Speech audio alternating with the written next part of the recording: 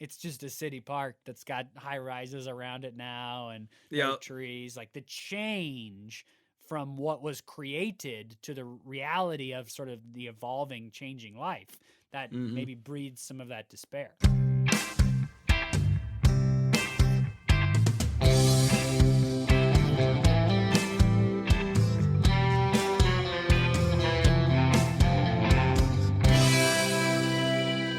Welcome back, everybody. Welcome back. Welcome back to No Script, an unscripted conversation about theater's best scripts.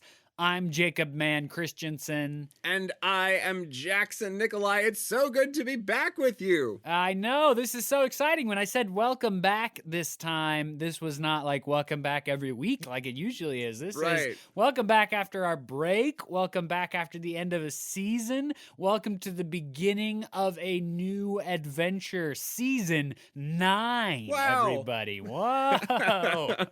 Yeah, no, it's wild. 9 seasons of No Script. Excited to be getting to jump into another one. Whatever that is, I don't know. It's like a lot of scripts. There's like It's a lot of, I mean, something like, we're yeah. getting way up there in terms of the number of hours of recorded conversation of our voice talking about plays that exist out there.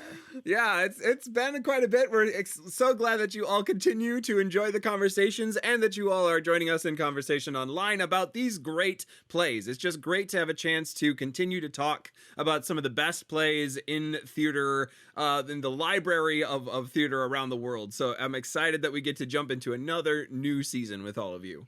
Yeah, and it's super fun to be able to do such a variety of kinds of scripts. And we've had this sort of tradition in our no script history. Every season, for a while, we did it one way, right? We talked about Lynn Nottage scripts at the beginnings of seasons, and that was a fantastic journey. Lynn Nottage being, one of, if not the best living American playwright. I'm sure I've said that about at least more than 15 people at various times, but let's go with Lynn Nottage right now.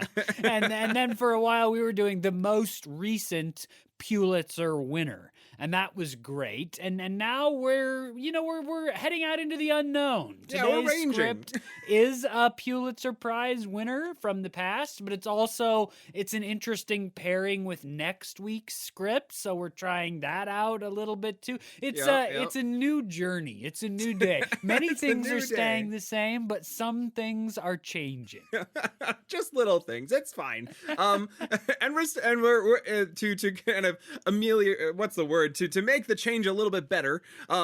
We're sticking with a playwright that we have done on the show before, a beloved playwright duo from American theater. Especially, we are talking about Sunday in the Park with George by James Lapine and Stephen Sondheim. Yes, this will be a really fun conversation because this is a really bizarre play. Yeah, I mean, a lot of the thinking, the writing, the reviewing, the performing that's been done over the years of Sunday with the Park with George is just about how stinking weird it is.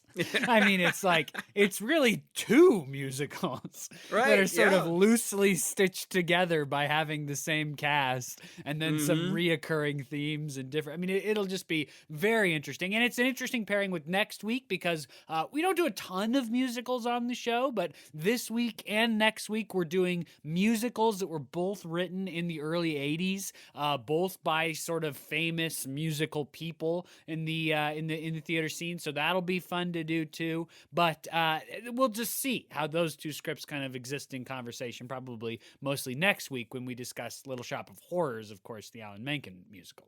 Yeah. But this week we'll kind of focus in on this one. This one just a great play about like art, about family, about both like the artist and the art that they produce. And so it's like lots of kind of weighty themes all mixed in with just, great music, great comedy. I'm excited to get to jump into the conversation around it. Yeah, lots of folks said when it first came out to Stephen Sondheim that there was some variation on, this seems like your most personal piece yet. and Stephen Sondheim as, one of the great American artists. I mean, set aside the category of performing art or theater art or writing, I think you would call Stephen Sondheim one of the great American artists. And so for him to produce this incredible musical with James Lapine about art, about what it is to be an artist, and then for people to say this feels like your most personal work yet, I mean, that's fascinating to me. Yeah. The glimpse into what Stephen Sondheim's contradictions were, what his conflicted feelings were about the work that he dedicated his life to. Yeah, it must be a weighty thing to be a playwright like Sondheim and have people constantly like view your characters who are like going through it and being like, gosh, you must have been really going through it, huh? It's especially funny because Stephen Sondheim is very famous for saying I just write the music. The characters, the plot. I don't have a lot to do with a lot of that. Yeah. I write the music, and it's incredible, world-changing music for these stage plays. Right. Yeah. Okay. Excited to get into the conversation. But before we do, just want to take a second and say thank you to all of our patrons over on patreon.com/noscriptpodcast. Thank you all for making this show possible. We're excited to get back into it. Excited to continue having these conversations about theater's best scripts. And the patrons at patreon.com/noscriptpodcast make that happen. If you're looking for a way to help out the show, if you are a first-time listener and just already love our little tiny bit of conversation about Stephen Sondheim and James Lapine, or if you're a longtime listener and looking for a way to kind of join the community and be a part of the community in a robust way, patreon.com/noscriptpodcast is a great way to do that. For as little as $1 a month, $12 over the course of a year, you can join and get access to patron-only posts and early access to what shows we're doing and stuff like that. We also have other tiers, $5 tiers, for example, where you can jump on board and kind of get some producer credit. So that's a kind of a fun dynamic. But really, it's just the kind of great part of the community, part of belonging in the community over there, and us being able to talk to all of you as patrons, and for you to help out the show, which is a labor of love for us. Alas, it's not a free one. So our patrons make it happen. Thank you all so much for being a part of the community in that way. We will see you at patreon.com/noscriptpodcast. Yes, one final robust thank you to the folks that are supporting us. And now back to the script. Here we go. Hey, okay, so this is going to be the case, of course, with any Sondheim that we do ever, as it is. The older the script gets in general, the harder the context is to do because it's had a much more robust life. So this is a snapshot. This is an impressionist rendering. I don't know. That's probably not right. I'm not a nice, but hey, I took a shot. So, of course, this is by the team behind it is Stephen Sondheim and James Lapine, a famous pairing of theater artists. They're, of course, the team behind Into the Woods, another script that we've discussed. And Into the Woods is of course, much more popular than Sunday with the Park with George is. I like Sunday in the Park with George better, but Into the Woods has never been the top of my list in terms of musicals. So maybe that's just a personal reality. It was first opened in, well, first of all, I will say that the duo, Sondheim and Lapine, were inspired when they went to view George Seurat's painting, of course, a Sunday afternoon on the island of Le Grand, and then some French word I can't pronounce. Jatte? Sure. On Le Grand Jatte? We're going to butcher a couple French names in this podcast. Sorry. So they go to see it. They're inspired by the mystery around George Seurat, his young death, he was inventing a style of painting, the pointillist is what it's called, right? Where he paints in these sort of small dot-like brush strokes, and then the colors side by side basically mix in the light or in your brain rather than being mixed to create color on the palette before being put onto the canvas. So they're inspired by that. They go to create this musical about it. And in 1983, they open what amounts to the first act of the musical at the Playwrights Horizon Theater off Broadway with Mandy Patinkin. And it being the first act only at this point, I think will make some more sense when Jackson does the synopsis. Because, the first act, is the whole musical. And then there's another musical at the end of it that ties back in, sort of. So it's not actually surprising to me that they write basically a one-act musical and it goes up at Playwrights Horizon. And then they start to work on the full project, a full two-act musical, which takes place across multiple time periods and different characters. It's very strange. That opens at 1984 at the Booth Theater on Broadway. And James Lapine directed that Broadway production. There are several, I'm sure, illegal YouTube recordings that you can watch of the 1984 production that are available online. Not that we're encouraging that, but just to point out that you can probably watch that 1984 production on YouTube. That production wins 2 Tony Awards, lots of other awards, including an New York Drama Desk. It was taped by PBS for the American Playhouse, and that's what you could also purchase, I'm sure, from PBS or access through their library too. It goes on to win the 1985 Pulitzer Prize for Drama, joining that very short list of musicals, although it seems to get longer every year. Feels like there's been several musicals lately that have won the Pulitzer, but it wins the 1985 Pulitzer Prize for Drama. 1986-87, it's the Goodman Theater in Chicago. 1990, it's in London for its UK premiere at the Royal National Theatre. It goes back on the West End in 2006, which that production transfers back to Broadway for a 2008 revival at the Roundabout and at Studio 54. Earlier, it was at the Chicago Shakespeare Theater in 2002. Again, this is just snapshots. There's been thousands probably of productions of Sunday in the Park with George, including at every university in the country, and lots of community theaters and lots of small professional houses. 2013, it was at the Théâtre du Châtelet in Paris, and that production was sort of reorchestrated to have a full orchestra. So, of course, it was written originally for a small Broadway orchestra, and this production was rewritten for a full orchestra. It's a great production. The full orchestra sounds amazing with this musical, as you can imagine if you know it. And then in 2016, there was a concert version where Jake Gyllenhaal plays George. And what was going to be, it then went on to Broadway in 2017 for a Broadway run and was scheduled to make the transfer to the West End when the pandemic hit. And unfortunately, that transfer was delayed and is, I think, still technically delayed and may come about, but I think the odds are slim at this point. Right. So that's just kind of a rough shot through the life of Sunday in the Park with George. Yeah, no, a well-acclaimed play, and one that owns a little bit of the heart of a lot of theater artists, and that's partially due to the content of the play, about artistry, which we'll get into in a second. Notably, I think this was the song that all of Broadway gathered outside to sing in honor of Sondheim when he passed away last year. Or I'm sorry, a song from this musical is a song that they chose to all sing out in in the middle of outdoor New York in honor of Sondheim when he passed away. So it's a heartstring sort of play for the theater community. I'm going to try to synopsize this play. There's some fun stuff going on. There's a lot of characters, so hang in there with me. We're jumping in. The first act of this play takes place in 1884 to 1886 in France, just outside of Paris, during the time that the Eiffel Tower is under construction. That's kind of a plot point that weaves its way through sometimes. But most of the play takes place on an island in the Seine, just outside of Paris. It also flashes back and forth between George's studio, which we'll get to in a minute. But the main setting is this park on the island.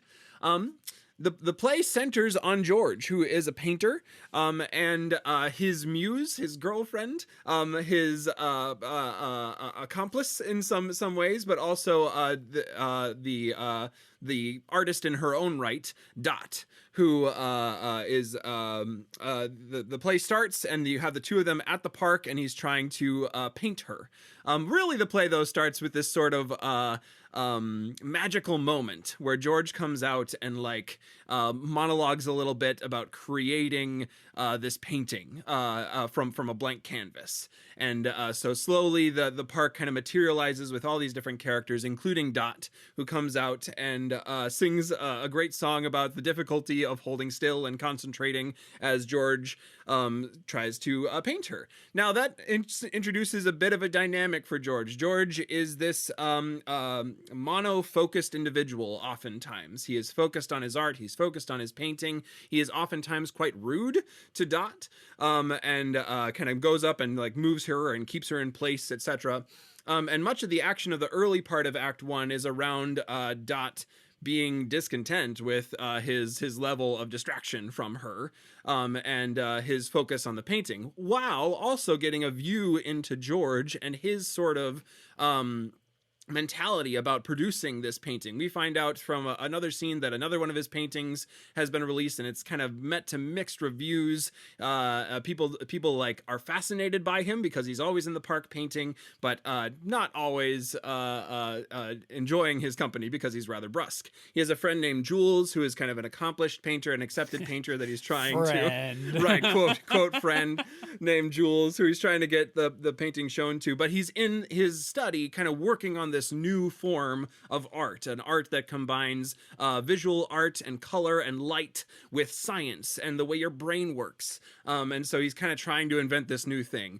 All of that leads to him and Dot kind of having a considerable argument about him skipping out on going to the Follies, and so she breaks up with him. And winds up going out with Louis, who is a baker. And so one day in the park, they kind of cross paths again. And she kind of, because George continues to be brusque with her, she kind of throws Louis in his face a little bit and sings this song about how great Louis is and how everyone loves Louis, even though she's kind of frustrated by Louis sometimes and wishes she could still be with George if only George would notice her. George is still like mono-focused on the painting. I think after that song is a song about two dogs that he's painting. What a great song. So on that continues. Eventually, though, it becomes apparent that Dot is pregnant with George's child. And she kind of moves into that zone. Also, just a kind of a subplot that is quite important for the action of this romance. Two Americans are in town, not really enjoying Paris all that much and want to go home, but they love the pastries. And so they're like, okay, we need to bring a baker back with us. That's important because Louis is hired as the baker to go back with these Americans.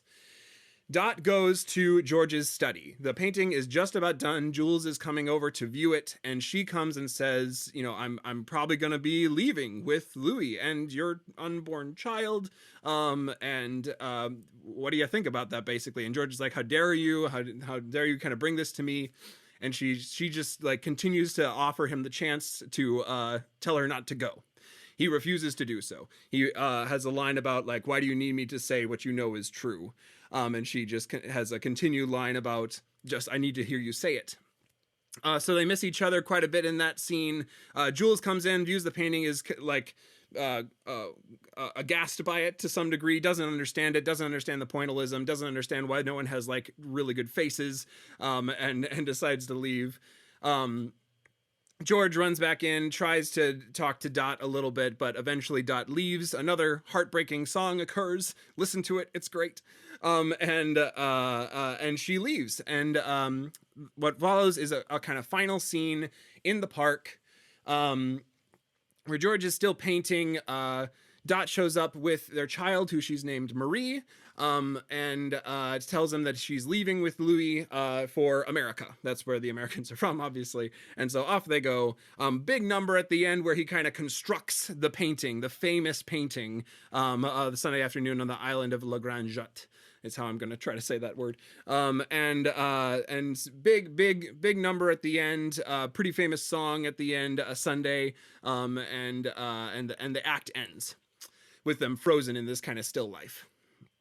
Second act begins. Now the second act starts with that same still life and people slowly breaking out of it. We hear news that George has died. We're not really sure why necessarily. In the script, there's a monologue from George, but in a lot of productions, that monologue is not present, but he has this kind of monologue about light and why he creates and how he creates, how he notices things, but he dies unexpectedly at a very young age of 31. So you have Dot kind of reflecting about how she was in America when she heard, the various characters reflecting on how he impacted them and how they interacted with him, etc. but pretty Just quickly as a quick side note to that moment, yeah. Lin-Manuel Miranda has often talked about how influenced he is by Sondheim. And every time I get to that moment where the characters in the painting are talking about George's death and what they knew about him, I'm always like, I wonder if the end of Hamilton is inspired. I mean, it feels Oh very yeah, end of Hamilton, doesn't it? All these absolutely. characters reflecting on his death and what they knew about him and how he changed their life. Some of them giving like saying things that we know are inaccurate about how they felt about Mm-hmm. him, only Yep. in this sort of eulogic fashion or this sort of eulogy. So I don't know. That was just every time I come to it, I'm like, Yeah. it feels like the end of Hamilton. I wonder because Lin Manuel Miranda is so explicit about being influenced by Sondheim, if there's a a little more direct correlation there. Oh yeah, that's definitely even eventually the sort of like carrying on of George's story that happens Right. Yes. with Dot's journal eventually. Yeah, no, it would be interesting to kind of hear an interview about that. Um, but eventually, as these each characters kind of walk off and go off, we transition into 1984. Yes, that's 1984. 200 or 100 years later, George's great grandson George is producing this visual art piece that he is basing around the life of the 1800s George and this painting in particular. And he has his grandmother there, who is Marie, the baby from the previous act. He kind of shows off this performance art piece that is constructed around this kind of computer generated or computer operated mechanism called the chromolume. And it kind of shoots off lasers and can project images and such. And he kind of has this study in light and sound in collaboration with music artists. There's a lot of great dialogue back and forth at this scene, both with Grandma Marie kind of riffing off of the prompts. But eventually the production hits a snag because the chromolume dies. They have to like bring on an artist person to fill some time, and eventually they get it going, and there's a big laser show, etc.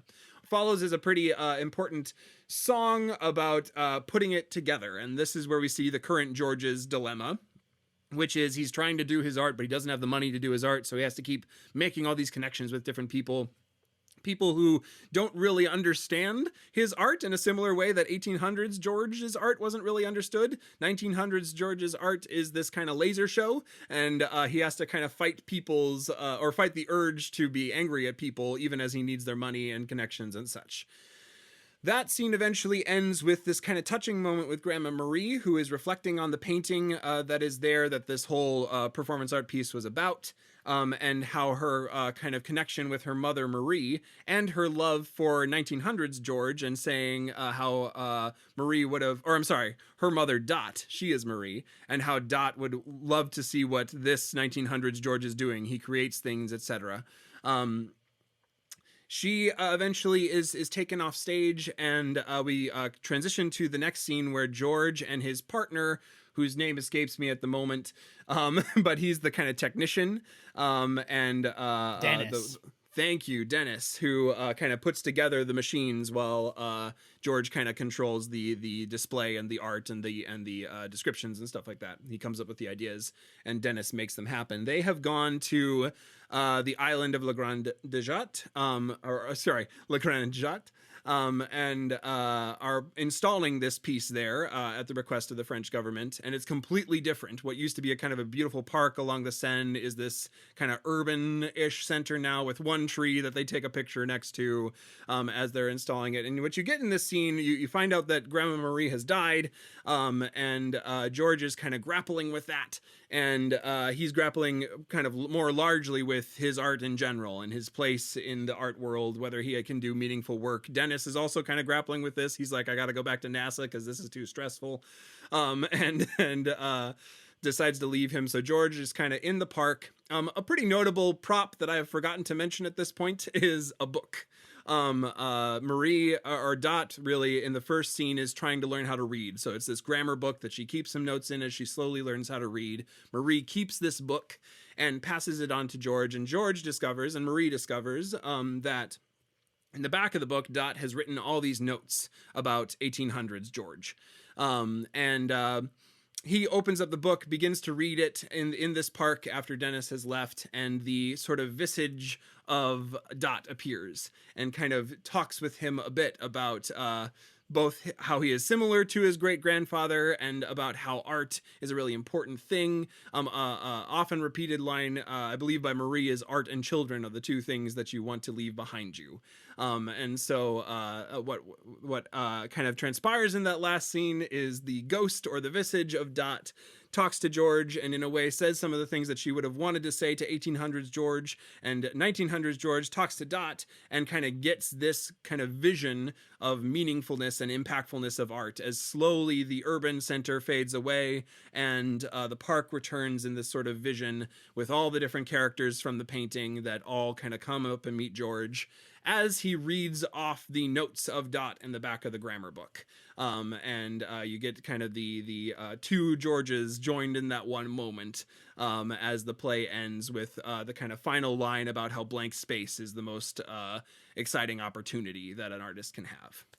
That was a wild ride. There's lots of things unsaid, but there's lots going on in the play, so that's kind of the broad strokes of it. Well, and it's a wild ride, right? I mean, if you look at a lot of the reviews that were written, especially early in the life of the musical before it became part of the canon, right? And we just sort of stopped questioning it. There's a lot of questions about the second act, about and the word justified is often used. Is the second act justified? We spend it's probably, I mean, of the total running time of the musical, it's maybe 70% of the musical with George Seurat, the painter, in more than 100 years ago, in France, in this park, as he is creating this masterpiece painting and dealing with the interpersonal relationships that he's sort of leaving at the wayside in service of doing this thing that's new, this art that's new, and that story comes to some sort of conclusion, a decision, right? He decides to let Dot go to America so that he can stay and do this painting, and decides to sort of capture all these people that he's met in the masterpiece that goes on to become, his of course his legacy.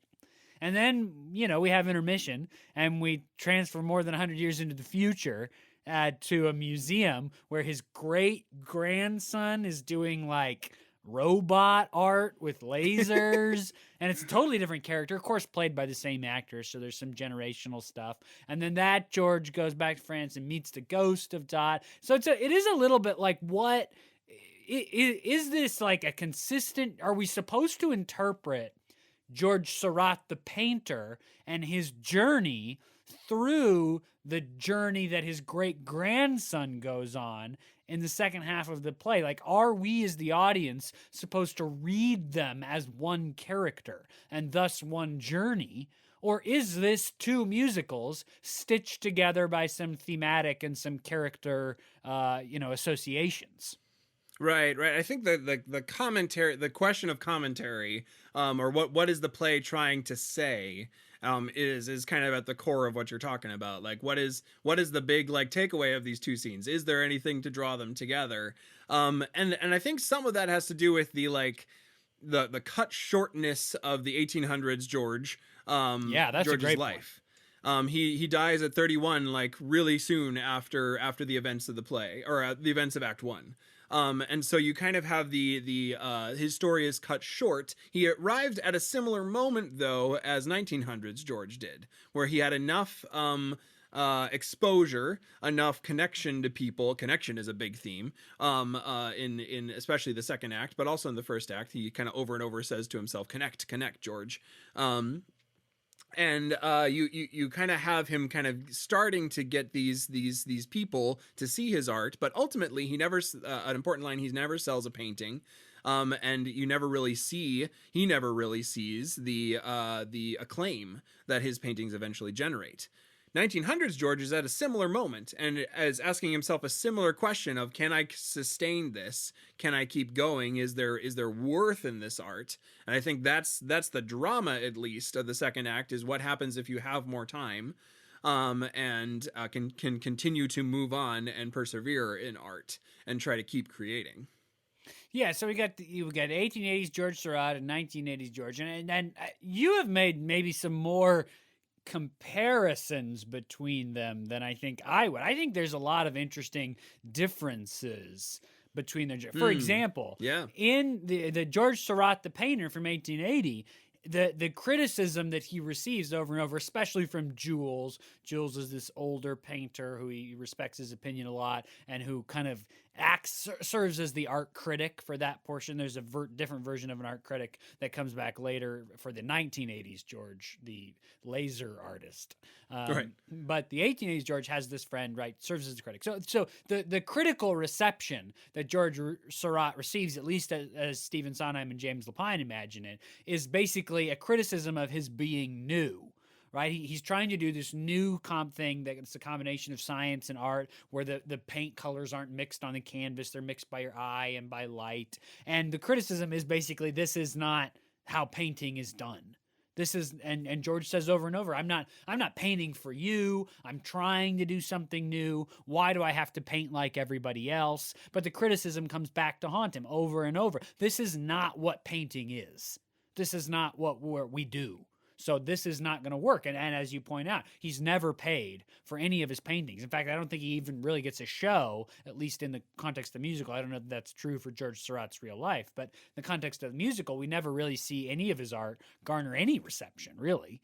And then the 1980s George, by contrast, is really going through a reverse problem.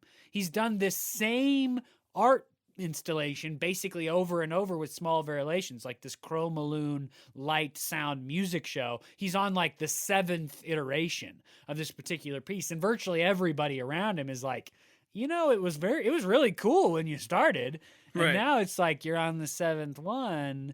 Are you gonna try something else maybe? And that's what he ultimately is grappling with. And finally, when he goes back to France in the park, he's able to say, I'm actually not working on anything new. I don't know what's next. I think he finally tells Dennis, I don't want to do this again. So there's an interesting discrepancy there, right? The focus on being new versus the pressure to be new that 1980s George faces. Yeah, another big difference is their different problems of connection. 1800s, Yes. George has a problem connecting at all. He has a great artistic ability. He has this kind of vision for what he can do, and he knows that it is powerful and impactful. He has this beautiful like sung relationship in the play with his artwork, but he can't connect with other people. And he doesn't seem to really care to either. Where he kind of consistently, people consistently sing to him that he is not caring about them, but rather kind of there's this great character who's like wears an eye patch in the play, who's this kind of like stand-in character, or not, or background character in the painting, who like sings at him that how dare you like steal me essentially and make a judgment about me and just paint me. Versus 1990s or 1980s George just is integrally connected. He has this whole like manic song about how he is trying to stay connected, have conversations, talk, just so that he has a chance to get his good idea out there. But he doesn't necessarily have a new good idea. So you kind of see the kind of the two sides of the coin. You can have like it almost in a dyad sort of way of like you can have one or the other. You can either be connected and have no time to do your art, or you can have time to do your art and not be connected and not be paid for it.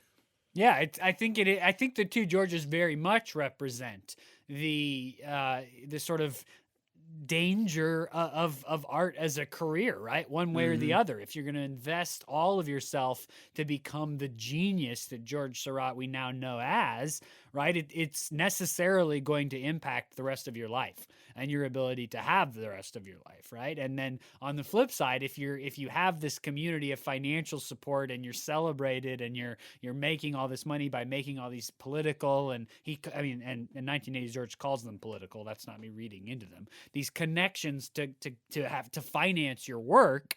What time is left for the work to be new and inspiring? And as people commented on this being a personal project for Sondheim, I mean, what did Sondheim work on? The most expensive art probably in the history of the world, right? Is Right. Broadway theater. Is there a Yeah. more expensive art in the history of all time than Broadway musicals?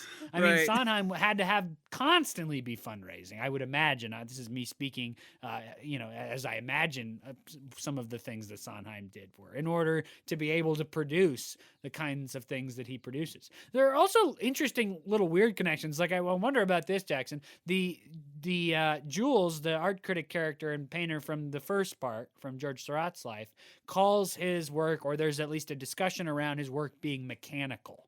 They critique his first painting of the boys swimming as being mechanical, and then when they're doing their eulogy of him, he's like, he actually wasn't as mechanical as I said he was. And then I think it's fascinating that then the 1980s great grandson George's work is literally mechanical. Yeah. Like it's literally it's a machine that is Mhm. producing this art and light show. Yeah, it is kind of offers, or it does kind of offer that interesting question of what is passed on, kind of carried through generations. And you kind of get two versions of that, right? You get George and George, obviously. But you also get but you also get Dot and Marie.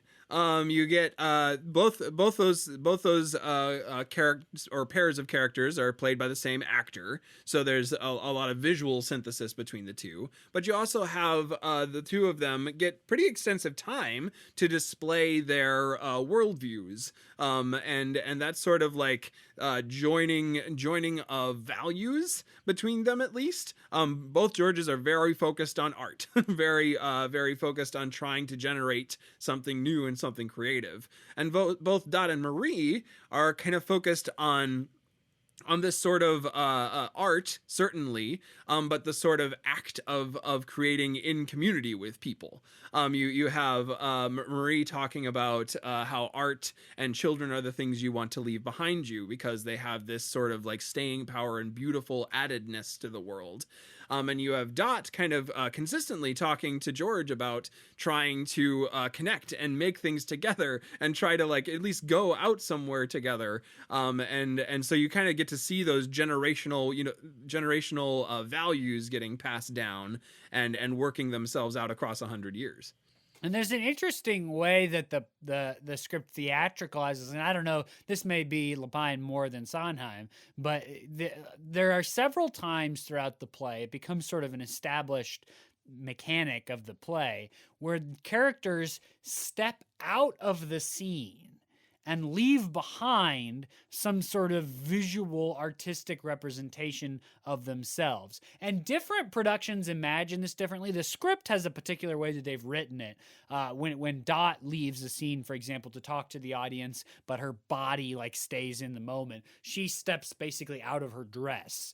And the dress, I think in a sort of comic note on like how stiff and mechanical the dresses of the period were, I think there's a joke being made there, but the dress stays behind and she steps out and is able to talk to the audience. At different times, George leaves behind what the script calls cutouts, which are like, I assume sort of the script was imagining, Lapine or Sondheim or whoever was imagining like real life size versions of the paintings that were being produced, because of course all the characters in the first part are paintings of are characters from the painting.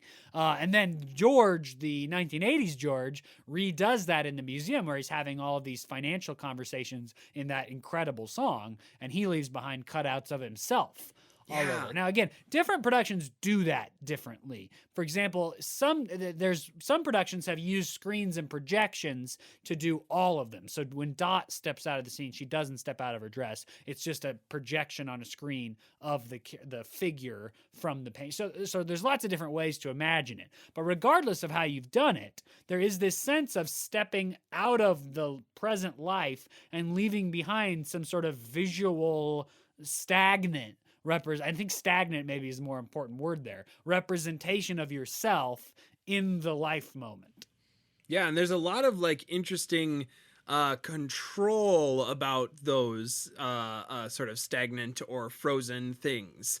Certainly George exhibits 1800s George exhibits a lot of control over them. At the very first scene of the play, there's a tree that he doesn't like in the way, and so he just like tells it to go away. and it disappears. But then And then the nurse and the old woman yeah. are like looking for that tree. Where's our tree? The tree we always sit under. It used to be right here. It's amazing. Yeah. And then 1900s George is like it's all himself. He's like manically crafting himself and getting himself to like be different people to the point that like this critic comes up to him and like just like pretty I don't know, you may have sensed from our tone that laser artist is not like something that like we necessarily think of as high art, but maybe it is. And this critic comes up and tries to critique him about his art, and he tries to conjure up this other image of himself, and he just can't do it. He like continuously can't do it before, so he finally like has to lean in and get angry back at her. So there's this like question of control over these stagnant parts of ourselves as well, or these I don't know about stagnant, but like picturesque moments of ourselves that we're trying to control and shape and form. Yeah, and there's a lot of rumination too, right? About like what art is. What is it? I mean, what does it even really mean when you're an artist? There's a great line as George's, as I recall, this is shortly after he's sort of learned for sure that Dot is leaving him, and is so whole life is changing. All throughout the first act, he's focused on painting this hat. The hat then comes back a number of times, but there's a great line as he's singing about this. Look, I made a hat where there never was a hat. Yeah. And so this power to create out of nothing or remove, right? He deletes the tree in the beginning, as you were saying. And so there is all of this, like the power of creation that is invested in the artist. And yet, at the same time, I wonder if the cutout mechanism is sort of a commentary on that, right? Like there is the power of creation. You can create this hat. You can create this gorgeous painting of Dot, who is a stand-in for the real Dot, but it doesn't move. It doesn't live, or better yet, it doesn't live, right? It doesn't breathe. It doesn't talk to you. It's a stagnant thing, even if you're a filmmaker today, right? Of course, George Seurat wouldn't have really known about filmmaking, but even if today you are, right? It's like the movie's over at 2.5 hours. Like art is creative. It has a power of creation invested in it. But once that creativeness has come into being, it necessarily is stagnant. It is captured somehow in a way that's different from life. Yeah. So I wonder if that's tied into some of 1900s George's struggle is kind of noting what he kind of views as the kind of vapidness of it, the kind of like the stagnation of it, of art, especially the difference between the way the island looks in the painting, the way he finds it, and that sort of like almost despair that he goes through. Yes. Oh, that's totally right. Yeah. The way that the park was captured in the painting, this gorgeous sort of pastoral, beautiful area, right? It was created whole cloth. It was a real place, but we know that he edited the landscape, basically created by George Seurat. And when George goes back to, hoping to discover that same thing, that creative impulse is still alive, still there. It's like, it's just a city park that's got high rises around it now and no trees. Like the change from what was created to the reality of sort of the evolving, changing life that maybe breeds some of that despair.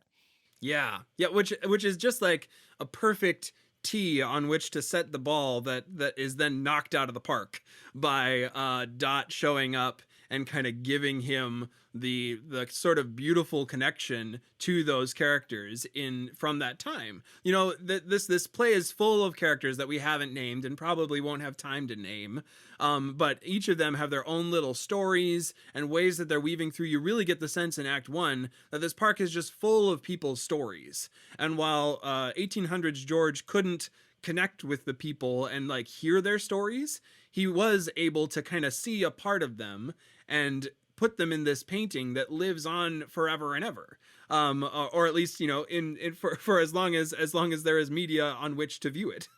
And so you kind of get this like in the midst of 1900s George's despair, in the middle of the place that kind of inspired this image, and in the middle of him kind of realizing the effects of stagnation, you get this connection to the real people again. You get this connection to the people whose stories are captured in the art, and maybe a way forward for George to continue 1900s George to continue making art. Yeah, that's the struggle for me though, because I mean, this is what we've sort of already mentioned this, but I don't know if I'm supposed to read or experience Yeah. 1980s George's plight as a continuation of George Seurat's plight. And if I am, like, I'm just not sure they're going through the same thing, or perhaps that's going over my head. And if I'm not, then I'm left a little bit like, well, what about what happened to George Seurat? I mean, we learned that he died, but like, Yep. what about this journey that we are experiencing of the character George Seurat, grappling with the sort of the price of genius, or the contrast between what it takes to do something new versus what he has to give to do something new. I love that the Boatman has a great line about people all want to be painted. He says, like, splashed on a fancy saloon wall, but they all end up hating the artist. They don't know what it takes to do that. Yeah. Yeah, no, that, and the kind of consequences. Yeah, you don't get to like live in the consequences of 1800 George's actions. Really, they're kind of stolen from you. So there has to be something, right? There has to be some sort of like guiding through line between them. And I wonder if there's kind of two. I wonder your thoughts on two different kind of guiding lines between them, because we talked about George a lot, and George and their kind of through line, but we've talked about some of the dissonance between them a little bit too. I wonder about the painting and art itself as our through line, and or as Dot as our through line. Because Dot gets a lot of stage time, a lot of song time. She has monologue songs all to herself. I imagine it's close. It's certainly close to the same amount as 1800s George's monologue songs. So yeah, there's I think that's true. Yeah. There's quite a bit of theater time, stage time given to Dot as a character, and she is of the recurring characters, she is the only one that shows up again in the second act as a fully her own character, because George is this sort of blend of both in the last scene a little bit, but as fully Dot, she shows up again at the end. Yeah, and the continuation of the art. Let's start with that conversation, because I do think that's interesting. The conversation that they have around George Seurat's art as he's producing it, this sort of lack of humanity, this emphasis on the light, and it's a little complicated for me, because of course now in retrospect we all understand what George Seurat did as absolute genius invention, totally recreating the form. We think of it as a masterpiece, this park. And yet when Jules sees it for the first time, and granted, he's not a character we're supposed to like side with a lot, but when he sees it for the first time, one thing he says is like, you can't even see the people's faces. And George says, I'm not painting faces. I'm not even really painting people. I want to see how the light works in your brain, right? So it is an interesting, if you took that as a sort of a fair approach to the painting, I'm not sure it is, but if you did, then 1980s George's art, right, is like that to the extreme. There literally are no people in it anymore. I mean, there's nothing. It's just laser lights and music.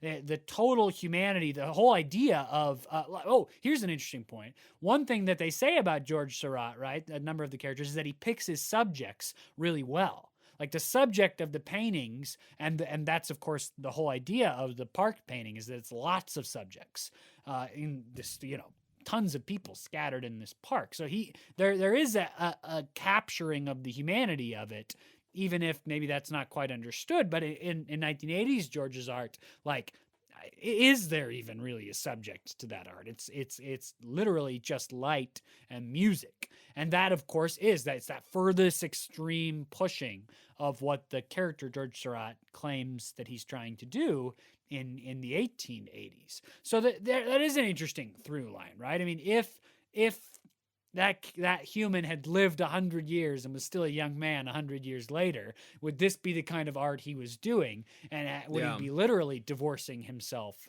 from the humanity of his art? I don't know. And I'm not even Yeah. sure that's really a fair way to view what's going on. Sure, sure. Yeah. I do like too the sort of art disconnected from humanity that you mentioned in there, and the kind of progression of it throughout. I think there is a subtle through line that is subverting that philosophy.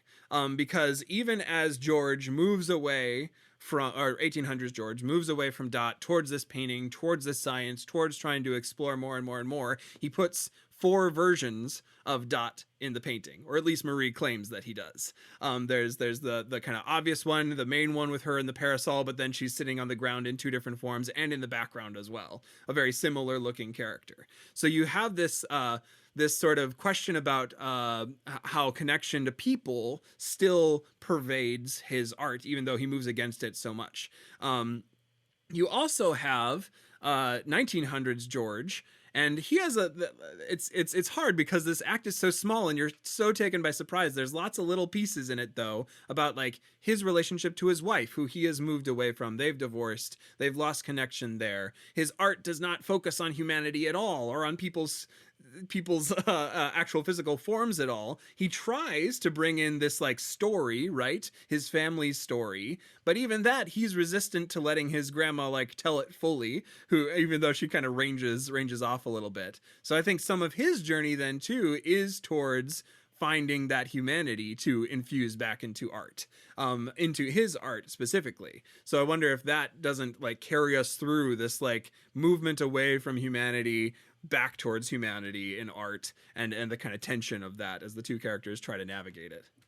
Yeah, and then talking about Dot, it's like, again, this journey becomes a little, it's a little hard for me to grasp in ways, but there is something clear happening. At the end of Act 1 with George Seurat in 1880, the duet that they sing, famous duet from Sunday in the Park with George, the duet that they sing is basically, it's their breakup song for good this time, right? And one of the refrains is, we do not belong together. I think she even says like, you know, you're a complete person yourself. There's no room for me. We do not belong together.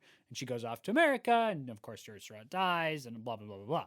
At the end of Act 2, when Dot reappears as this sort of ghost theatrical character speaking with her great-grandson as if he is George Seurat, her lover, all this, right? The duet that they sing, we've always belonged together. So there's a movement there, and Dot does seem to believe in the end that the George she's speaking to is her George, right? George Seurat. Now, again, is that the audience supposed to live into that he's somehow theatrically, metaphysically become his great-grandfather? Or are we supposed to understand the disconnection, the dissonance? Or is it supposed to be both at once? I don't know. But there is a movement there. Yeah, it's an interesting question of when or if George figures out what's happening in that scene. It's a really metaphysical scene. It's strange in general, but like trying to figure out when or if George, 1900s George, either becomes 1800s George, which I think would be a poor choice because we don't actually follow through 1900s George all the way through to kind of his realization. But when or if he realizes what's happening, and tries to like take on that mantle essentially that Dot is giving him, is just an interesting question for the actor to try to grapple with, right? Because that's a visual journey. The lines don't necessitate that journey, but there's something happening there, and there's the kind of fun of trying to figure out what and how it happens. Well, and it's all a mystery. It's an experience, right? I mean, truthfully, that's so much of what's incredible about Sondheim. The experience of the music, the experience of these. You know, a lot of what Sondheim did is just not very plot oriented, right? Boy, I'm not saying anything new there. And it's I think that's true of this too. Some of it is just like a wash and a catharsis more than, I mean, it's just the experience of living into this strange theatrical. At once, George is in the 1980s and the 1880s. He's himself and his grandfather. Dot, who's long dead, is with him and speaking to him and inspiring him in a journal, but also there on stage. I mean, the first part of the second act, which is probably, it might be a 15-minute song, is just the characters from the painting standing absolutely still in their painting poses, singing about what it's like to be a character in a painting on a museum wall. I mean, it's like, what does that have to do with anything? Nothing. Right. But it's incredible. I mean, it's like, it's the genius just shines through in part because of the strangeness. Absolutely, yeah. And the way it all weaves together, like so many of the songs have just this kind of wall of vocals coming at you, of all these characters saying little bits and pieces of their story, but like getting just enough focus for you to catch like a word or two and then shifting quickly to another. It is, I like catharsis. It's not properly tragic catharsis probably, but there is this like overwhelming emotion that eventually builds in you as a result of having seen it and having been a part of so many of these characters' stories, which alas, we have not been able to grapple with even like half of them, but we've kind of delved into as much of the script as we can in the time that we have. Alas, we must wrap up the podcast, but we don't have to stop the conversation. We'd love to keep talking with all of you out there in podcast land. You can find us on Facebook, Instagram, or Twitter at the username at NoScriptPodcast. We also have a Gmail, noscriptpodcast@gmail.com. Please find us on any of those sites. We would love to continue to talk with you and cultivate the conversation between all of you out there on the social medias. Absolutely. If you've liked this episode, if you've liked any of the other 8 full seasons of episodes that are out there for you to listen to, please recommend the podcast to your family, friends, anybody you know that likes theater, scripts, stories, analysis. There's a lot of different groups that this podcast would be great for. So send those folks our way. They can find us on Podbean, on Google Play, Apple Podcasts, or Spotify. You can also like our Facebook page where every Monday as a new episode comes out. There is a link just posted there for you to click and listen for the less technologically savvy folks in your life. That'd be an easy way to keep track of the podcast. So next week, we're going to be talking about another musical, so get excited for that. Until then, I am Jackson Nikolai. I'm Jacob Mann Christensen. Thanks for joining us for No Script the Podcast.